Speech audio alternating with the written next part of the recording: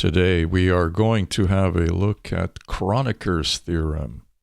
Leopold Kronecker was one of my favorite mathematicians, probably because of the name. I mean, if you're going to be a mathematician, then you can't ask for a better name or cooler name than Leopold Kronecker. Kronecker also had some, shall we say, extremely odd views about mathematics, which I'm not going to talk about. I won't tell you about it, not in this video, because I don't want to derail your mathematics career. But another famous mathematician, Georg Cantor, used to have nightmares about Kronecker, so that can give you a clue about that. I think Kronecker's theorem is really interesting because it's not hard to prove, not too hard to grasp, but it has profound implications. It also gives you insight into rationals, reals, and the irrationals. So let's get on with Kronecker's theorem. Suppose m and n are two integers and take alpha to be irrational, and then make this set. So we're going to create a set of all these linear combinations, m plus n alpha, okay, where m and n are any integers and alpha is not rational. So if we do this, then alpha, set A, is dense in R. So that's Kronecker's theorem. And if alpha is rational, so if alpha is in Q, then it's not dense. We'll see an example of this. So this is very interesting. This gives you a way of thinking about irrational numbers by seeing their effects. All right, what do we mean by dense? Well, there's various ways of understanding this. One way is that for any x in R, we can find a sequence. So there's some sequence and with elements all in A, such that the limit of this sequence, am as n goes to infinity, is x. So every point of R, the real numbers, is a limit point of the elements of the set A. And so if that's true, then A is dense in R.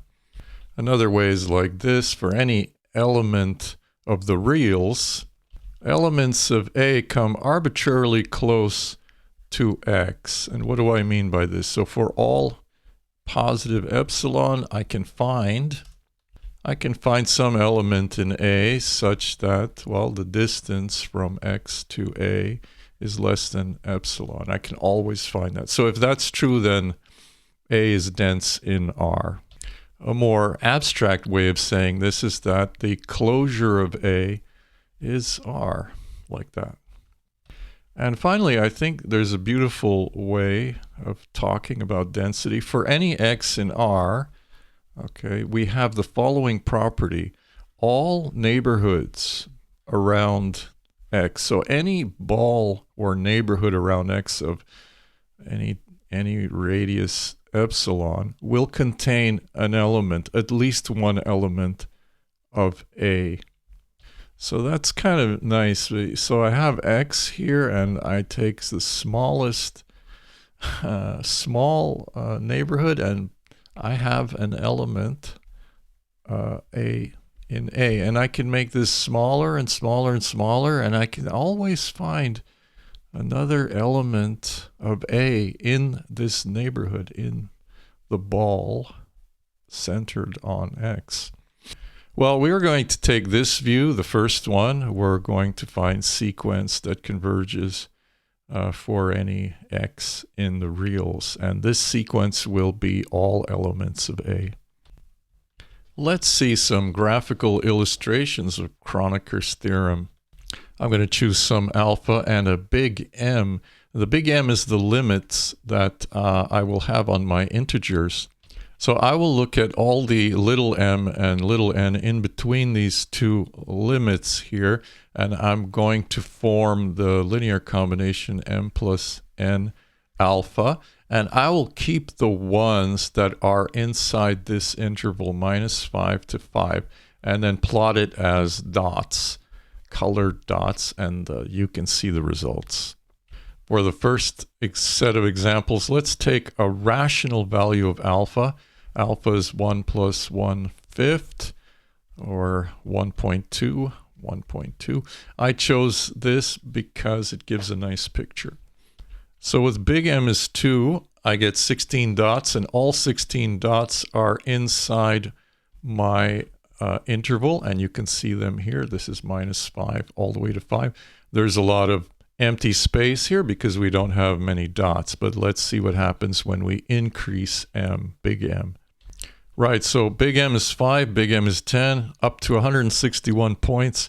We see that, well, I have colored the initial ones red, and they gradually become blue as we go along.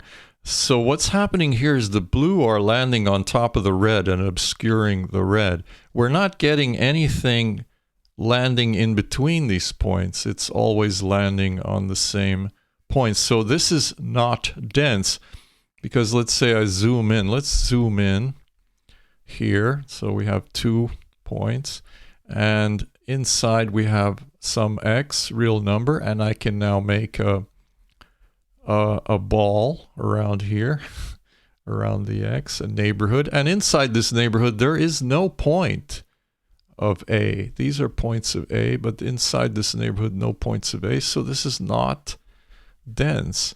And you can turn this M up as high as you want, and you're not going to get any points in between here. So we see what's going on when alpha is a rational number. Now let's see what goes on when alpha is irrational. So I choose alpha is 1 + 1/√23. I choose it to be close to my previous version of alpha, so we can more easily compare what's going on. Okay, let's see what we get now. All right, so when big M is 4, I get a total of 51 dots inside my interval. And you notice right away, you see there is a difference. There's some irregularities here. I no longer have perfectly regular behavior like I did with the rational number. As I increase the number of points taken from the set A, we see we're covering more and more of the real line between -5 and 5. Here, 211 points. So it seems like I can get as close as I want to anywhere. Here, there's an empty gap, but I'm starting to fill that gap in over here, you see? And now I think you know where this is going. Let's look at a higher version of this. At M is 50, 829 points. It looks like a solid line from -5 to 5, like I'm getting almost everything. So this is the difference. This is dense. You can picture it like this. And this is an amazing way of looking at the difference between rational and irrational numbers. To make the proof of Kronecker's theorem more elegant, let's introduce a lemma. Suppose I have a sequence of numbers Sn, and they're all positive numbers, and they tend to 0. So for example, Sn is 1/7 power n. That's a good example. That tends to 0, and they're all positive. And let's take x is an element of the reals. And so if I have these two things, I can form the following interesting property. I can make the following sequence, S over Sn, and I can take the floor of this. So now that whole thing is an integer times Sn. That's very interesting. So I have this new sequence, and the limit of this new sequence as n goes to infinity is actually x. That's interesting. So I have given any sequence that goes to 0, I can find a sequence that converges to any real number x by applying this concept. That's very interesting. Okay, so floor has this property.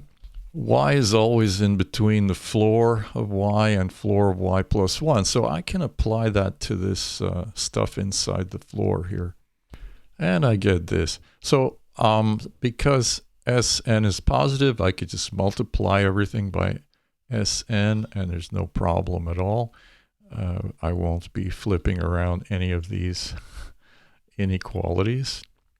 And I get this. So now let's take this here and we'll subtract this from every side. And I get this here. Now another way to write this is absolute value of, like this, okay, less than Sn. Now I can make Sn arbitrarily small by just choosing a really big n. So for all positive epsilon, all I have to do is choose an n such that Sn is less than epsilon, and I get the following. Like so. But if this is the case, then this x must be the limit of this sequence here, because this is just the definition of limit. So therefore, limit as n goes to infinity, this sequence x Sn must be equal to x. That's very, very interesting and a bit maybe abstract or hard to visualize. So let's look at an example. Let's take x is pi and Sn is 1/7 power n, and let's make a table and see what the results look like. Okay, so there, this is Sn. Here I called it An, but it's Sn. And here's floor x over Sn, like that. And here's the whole sequence, floor x over Sn times Sn. All right, so it's interesting. It does converge to pi. So what's interesting is the thing inside the floor, this becomes a huge number, and then we take the integer part of that. So we get a large integer, and the large integer times a small Sn ends up giving us back the number we're looking for, which is pi. And I think that's pretty cool. So it's for kind of an exercise for you to think about this lemma a bit more. Why don't you try this? See if you can formulate an argument that Q is dense in R, and use this lemma to help with that argument. Let's recall a few things. Alpha is not rational. A is the set of all these combinations where Mn are integers. So here's our strategy. We will find a sequence An, n is 1 to infinity, where all of the numbers An are in this A, and An are all positive, and An goes to 0. And then apply what? Apply the lemma that we proved. So that's the strategy. We begin by constructing n plus 1 numbers from alpha, like so. And I want to put all these numbers into the interval 0, 1. So I will take the fractional part of all these numbers. Now, fractional part, with an abusive notation, it uses these braces here. So don't get confused between fractional part and set. That's y minus the integer part of y. So let's take the fractional part of all these numbers, like so. And all of these numbers are in this interval 0, 1. And 1 is excluded because fractional part can never be 1. It has to be less than 1. Now, I claim that no two of these numbers are equal. You say, well, I don't believe that. Okay, why should that be true? All right, let's try contradiction. Let's assume they are equal, and let's assume two of them are equal. So we'll assume J alpha is equal to K alpha, but they're different, J and K. So 1 is less than or equal to J, less than K, less than or equal to N plus 1. And I can choose J to be less than K. It doesn't matter. There's no loss in generality. Okay, now we apply the definition of fractional part. I get this, and let's rearrange things and solve for alpha. We get this. Now, k minus j, this is never 0 because of this. And this here is an integer because integer parts are integers. And so, okay, this is also an integer. And so alpha then is an element of Q. But that is a contradiction. So it must not be true. So none of these numbers are the same. That's a very interesting little result. Now, let's partition 0, 1 into n bins. Let's chop it up into n bins. And you say, well, why n bins? Well, there's a reason, and you'll see in a moment. There, we can cut it up neatly into n equally sized bins like this. Now, we put our n plus 1 fractional part points into these n bins. And, oh, wait, we can do that, but one of these bins will have 2 points. They will have 2 of our constructed numbers. So by Dirichlet's pigeonhole principle, one of these bins has to have 2 numbers. Now, I think that's quite amazing because I'm sure you're thinking that pigeonhole principle, that's only for combinatorics. But here we have pigeonhole principle popping up in analysis. So that's really fantastical use of pigeonhole principle, I think.